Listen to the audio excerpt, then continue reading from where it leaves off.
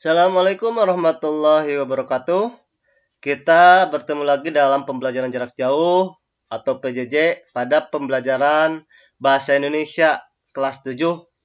Pada kesempatan kali ini saya akan menyampaikan materi tentang struktur dan kebahasaan teks deskripsi. Adapun tujuan pembelajaran yang pertama menentukan struktur teks deskripsi. Yang kedua, menelaah unsur kebahasaan dari teks deskripsi. Ya, pengertian struktur. Struktur adalah pengaturan dan perorganisasian unsur-unsur yang saling terkait dalam suatu objek material atau sistem yang terorganisasi. Sumber KBBI, Kamus Besar Bahasa Indonesia. Nah, struktur teks deskripsi itu apa aja sih? Yang pertama yaitu identifikasi atau deskripsi umum. Nah, apa sih yang dimaksud dengan identifikasi? Identifikasi merupakan bagian yang berisi nama objek yang dideskripsikan, lokasi, sejarah lahirnya, makna nama, pernyataan umum tentang objek. Jadi yang dimaksud dengan identifikasi atau deskripsi ini adalah bagian yang berisi objek yang akan dideskripsikan. Itu bisa tentang lokasinya, sejarah lahirnya, makna nama tersebut, itu yang dimaksud dengan identifikasi atau menjelaskannya yang dideskripsikan secara umum. Nah, yang kedua, deskripsi bagian. Apa sih yang dimaksud deskripsi bagian? Deskripsi bagian ini adalah menggambarkan bagian yang berisi tentang gambar-gambaran bagian di dalam teks tersebut. Deskripsi dapat berdasarkan suatu yang dilihat, ya, kalau bagian deskripsi bagian itu, ataupun yang didengar, maupun yang dirasakan dengan mengamati suatu objek. Ya, jadi deskripsi bagian itu adalah menggambarkan bagian-bagian pada objek tersebut itu tentang apa aja, maupun bisa dengan dilihat, didengar, ataupun yang dirasakan dengan mengamati suatu objek. Yang ketiga itu adalah simpulan atau kesan. Merupakan bagian akhir dari teks deskripsi yang berisi tentang gagasan yang tercapai pada akhir pembicaraan atau suatu objek yang dirasakan atau pendapat kita tentang suatu objek. Itu yang dimaksud dengan kesimpulan atau kesan. Nah, ini yang dimaksud dengan struktur teks deskripsi. Jadi struktur teks deskripsi itu ada identifikasi atau deskripsi umum. Yang kedua, deskripsi bagian. Yang ketiga, simpulan atau kesan. Kita lihat di sini ya. Kita mencermati struktur teks deskripsi. Ini adalah contoh rumah tongkonan ya. Kita dilihat ya di sini. Rumah tongkonan. Tongkonan adalah rumah adat masyarakat Toraja. Tongkonan berasal dari kata tongkon yang artinya duduk bersama-sama. Suku Toraja yang memiliki adat ini berada di pegunungan yang berbatasan dengan Kabupaten Enerekang, Sulawesi Selatan. Rumah adat ini merupakan salah satu ikon suku Toraja selain upacara pemakamannya. Toraja termasyhur oleh karena rumah adatnya yang unik dan cantik oleh karena arsitekturnya yang menarik. Tongkonan kemudian dinobatkan sebagai rumah adat Toraja. Tongkonan berada di antara pohon-pohon bambu di puncak bukit. Tongkonan terletak sekitar 12 km ke arah utara dari Rantepao. Memasuki Rantepao akan kita temui tongkonan berjajar rapih dan indah, seakan menyambut dengan ramah setiap pengunjung yang datang. Rumah adat yang satu ini terbuat dari kayu yang bagus dan dihiasi dengan apik. Hiasan terdapat pada sekujur badan dan atap rumah. Ukiran di sekujur bagian rumah menambah cantik bangunan ini. Ukiran yang menghias sekujur bangunan bermotif garis-garis lengkung yang harmonis. Rumah adat yang berjenis rumah panggung ini juga terbuat dari kayu yang kokoh, bukan kayu yang sembarangan tentunya. Jenis kayu yang digunakan untuk membuat tongkonan kabarnya memiliki kualitas juara dan hanya ditemukan di Sulawesi Selatan saja. Tanpa vernis dan pelitur, kayu rumah tongkonan tetap awet hingga ratusan tahun. Suku Toraja juga menghiasi atap tersebut dengan tanduk kerbau. Kerbau memang perlambang kebangsawan suku Toraja. Atap rumah tongkonan melengkung menyerupai perahu, terdiri atas susunan bambu. Tongkonan tersebut didekorasi dengan sejumlah tanduk kerbau yang ditancap di bagian rumah adat. Di setiap bangunan bagian depan terdapat deretan tanduk kerbau. Sungguh kaya budaya warisan Indonesia. Kita bangga memiliki warisan budaya dengan nilai arsitek yang tinggi dan unik. Rumah adat Tongkonan, warisan budaya yang perlu kita jaga. Nah, kita lihat. Itu kan nama objek lokasi gambar umum itu tentang rumah Tongkonan ya. Nah, kita lihat di sini identifikasinya apa sih? Tadi kan sudah dijelaskan apa sih yang dimaksud dengan identifikasi? Ya, yang dimaksud identifikasi, saya ulangi lagi ya. Merupakan bagian yang berisi nama objek yang dideskripsikan. Bisa lokasi, sejarah lahirnya, makna nama, atau pernyataan umum tentang objek. Nah, ini berarti lahirnya rumah Tongkonan, berarti ya. Jadi, identifikasi umumnya atau deskripsi umumnya yaitu Tongkonan adalah rumah adat masyarakat Toraja. Tongkonan berasal dari kata tongkon yang artinya duduk bersama-sama. Suku Toraja yang memiliki adat ini berada di pegunungan dan berbatasan dengan Kabupaten Enerekang, Sulawesi Selatan. Rumah adat ini merupakan salah satu ikon suku Toraja. Selain upacara pemakamannya, Toraja termasyhur karena rumah adatnya yang unik dan cantik. Oleh karena arsitekturnya yang menarik, Tongkonan kemudian dinobatkan sebagai rumah adat Toraja. Tongkonan berada di antara pohon-pohon bambu di puncak bukit. Tongkonan terletak sekitar 12 km ke arah utara dari Rantepao. Memasuki Rantepao akan kita temui Tongkonan, berjajar rapih dan indah seakan menyambut dengan rumah setiap pengunjung yang datang. Nah, ini yang dimaksud dengan identifikasi atau deskripsi umum. Menggambarkan secara umum pada si objek tersebut. Nah, objeknya apa? Rumah Tongkonan. Kita yang kedua ya. Deskripsi bagiannya apa sih? Kita lihat. Nah, deskripsi ini adalah menggambarkan bagian dari si objek dari rumah Tongkonan tersebut. Ya, merinci bahan kayu, ukiran rumah, hiasan, atau rumah. Nah, rumah adat yang satu ini terbuat dari kayu yang bagus dan dihiasi dengan apik. Hiasan terdapat pada sekujur badan dan atap rumah. Ukiran di sekujur bagian rumah menambah cantik bangunan ini. Ukiran yang menghiasi sekujur bangunan bermotif garis-garis lengkung yang harmonis. Rumah adat yang berjenis rumah panggung ini juga terbuat dari kayu yang kokoh. Bukan kayu sembarangan tentunya. Jenis kayu yang digunakan untuk membuat Tongkonan kabarnya memiliki kualitas juara dan hanya ditemukan di Sulawesi Selatan saja. Tanpa vernis dan pelitur, kayu rumah Tongkonan tetap awet hingga ratusan tahun. Suku Toraja juga menghiasi atap tersebut dengan tanduk kerbau. Kerbau memang perlambang bangsawan suku Toraja. Atap rumah Tongkonan melengkung menyerupai perahu, terdiri atas susunan bambu. Tongkonan tersebut didekorasi dengan sejumlah tanduk kerbau yang ditancap di bagian rumah adat.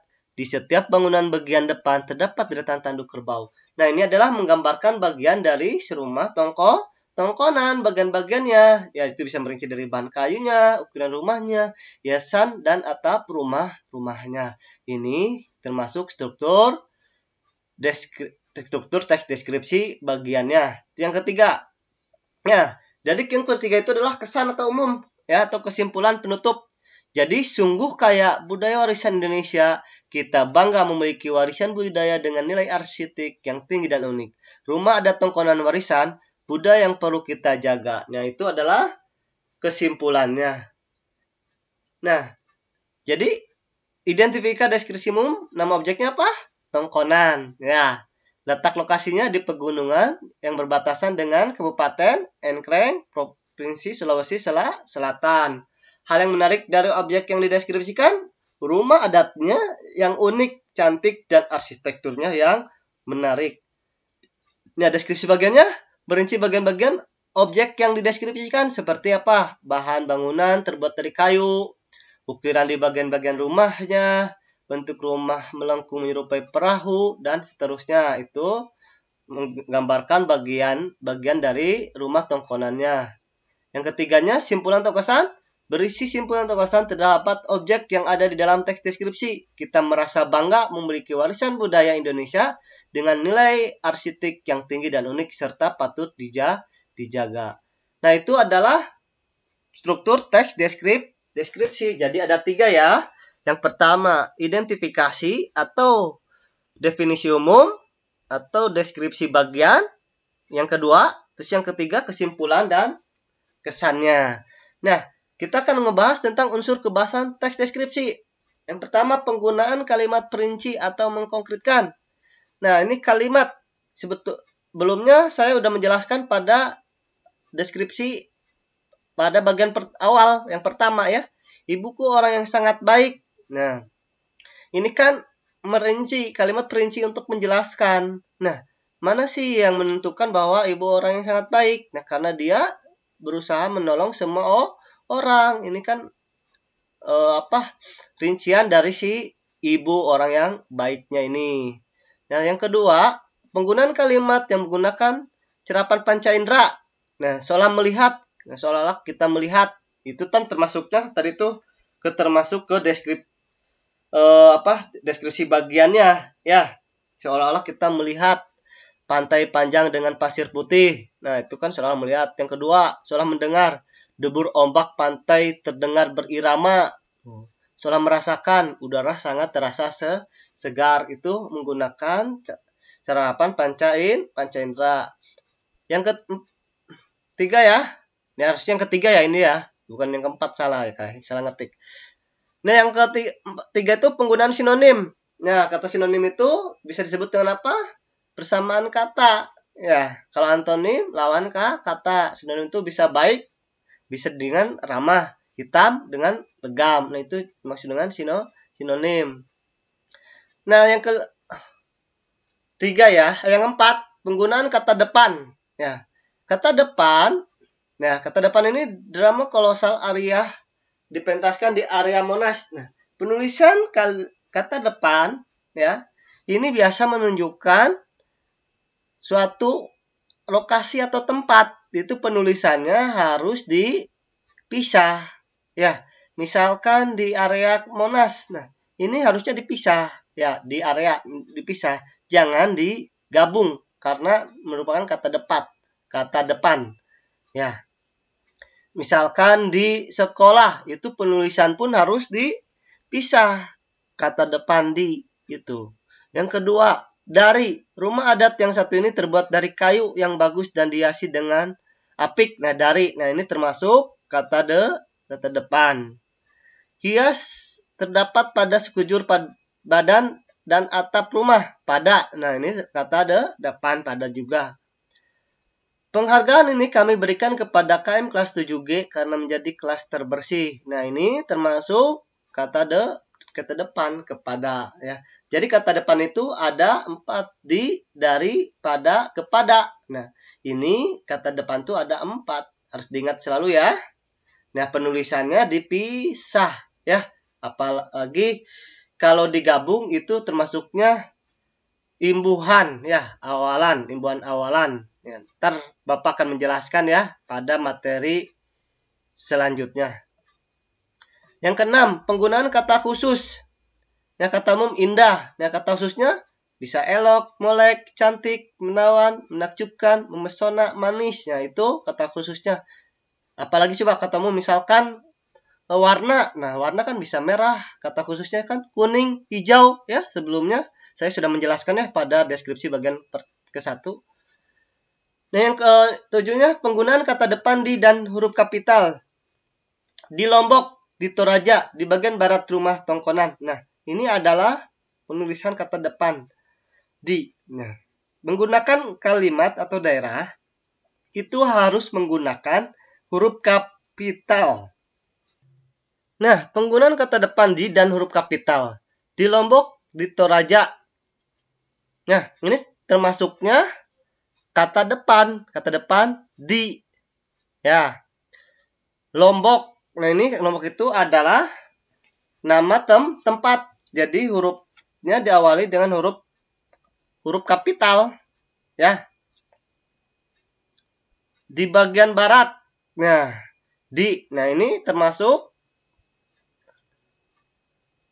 kata depan. Ya. Ini menunjukkan arah.